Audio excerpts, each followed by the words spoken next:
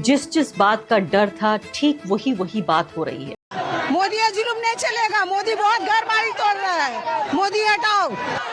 हम लोग को मोदी नहीं चाहिए। हम लोग को शुभेंदु नहीं चाहिए। मुस्लिम लोग पर बहुत जुल्म कर रहे हैं। हम लोग का जैसा था बंगाल, हम लोग को बंगाल वैसा ही चाहिए।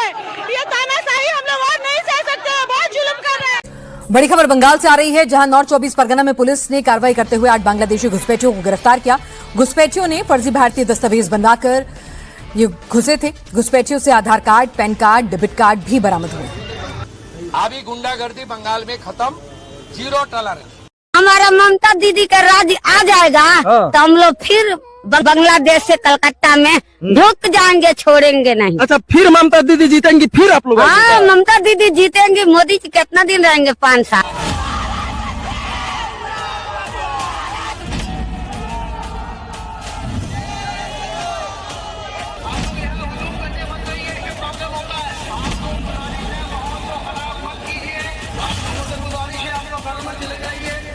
बकरीद नहीं होगा, गाय नहीं खाया जाएगा, क्यों नहीं खाया जाएगा? आप लोग ये बताइए। हाँ, सबका नेता होता है ना, सबका राज आता है ना। तो जब ये बीजेपी आया है तो सबको सब करने दे। अपना भी धर्म करो, हम लोग का भी धर्म करो। ये करना चाहिए कि नहीं चाहिए?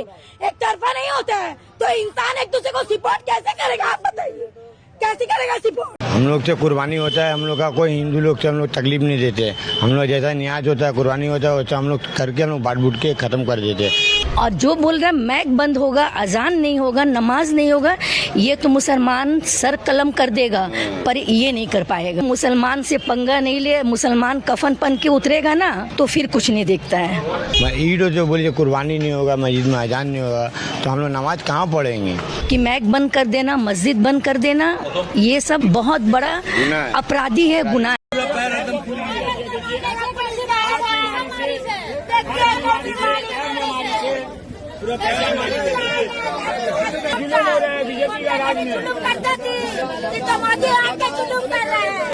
बच्चा ने बहन ने उका जाने का घर का सामने का माने।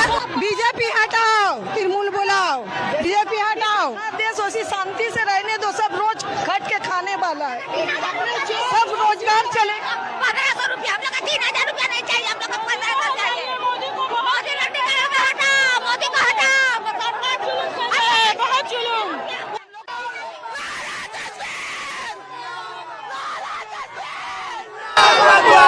हम अपने घर में हैं, अपने सुकून से, अपने घर में अपना बच्चा लोग को लेकर सुकून से, वो हमको छीने नहीं देगा।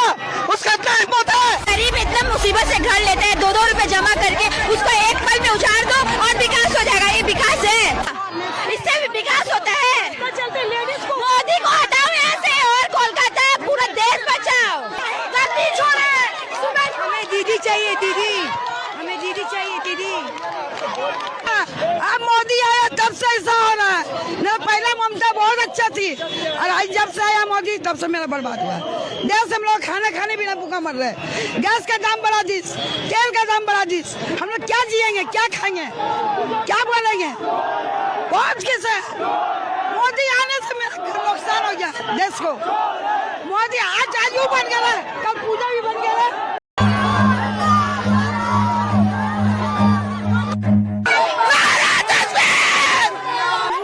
बच्चा ने बहन ने उका जाने का घर का सामने का माने।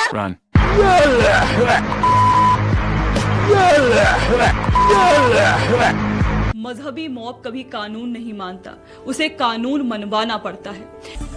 हाथों में पत्थर है, सिर पर टोपी है और मंसूबे हैं पुलिसकर्मियों को निशाना बनाना।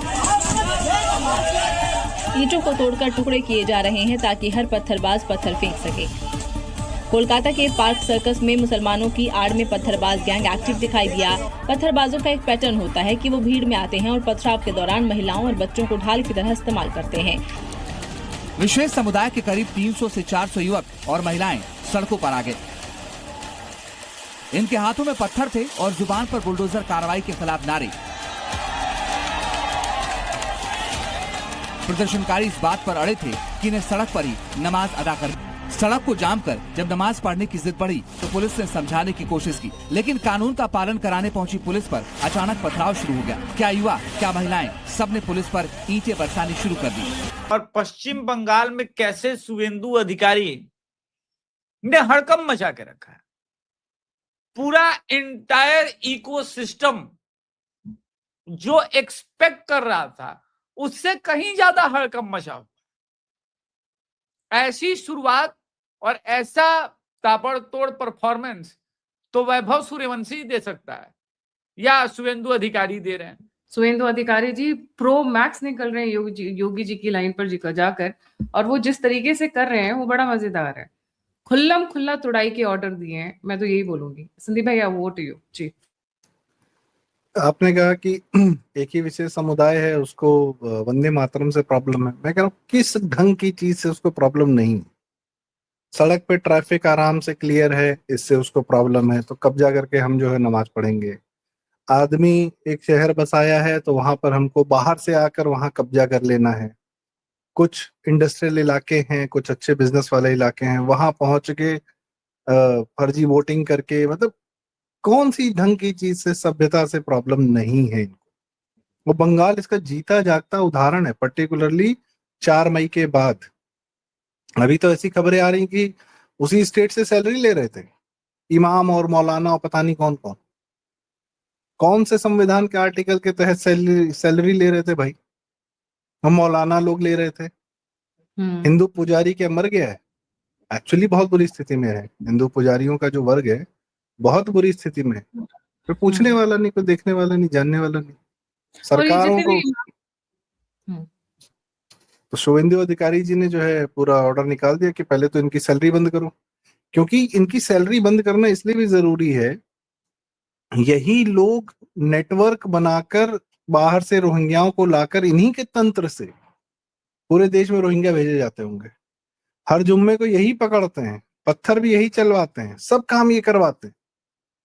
यही तंत्र है जिसने परेशान कर रखा, और एक्चुअल इसी तंत्र पर पूर्ण रूप से डंडा लेके टूट पड़ने की आवश्यकता है, और पूरे भारत में ये मॉडल होना चाहिए। मैं तो कह रहा हूँ कि अब शुभेंदु अधिकारी जी ने जो मॉडल बनाया वो पूरे भारत को लागू कर लेना चाहिए।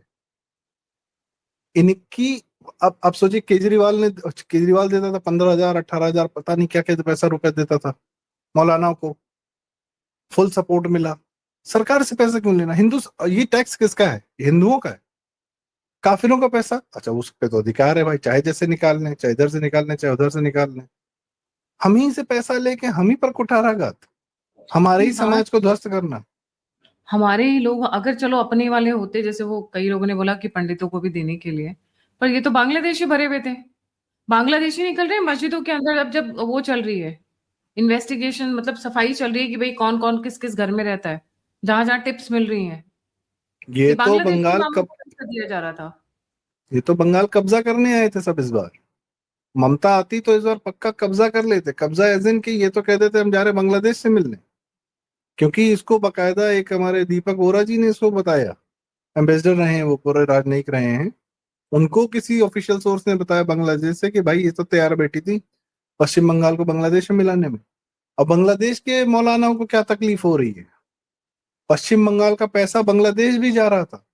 शारदा चिट फंड का पैसा गया तो वहां पे आंदोलन कराए तो वो उसको शेख हसीना जी को हटाया। बढ़िया घालमेल चल रहा है इन लोग का। जैसे पाकिस्तान ने पंजाब को बर्बाद करने के लिए खालिस्तानी भेज दिए और पूरा पंजाब जला दिया, ये तो और धीरे धीरे ये तो धीरे धीरे सुलगा रहे थे और पूरे भारत की डेमोग्राफी चेंज कर रहे थे। पंजाब का असर हरियाणा तक तो नहीं आया, गुजरात तक तो नहीं आया, राजस्थान तक तो नहीं आया, पर इनका असर तो पूरे देश में आ रहा था।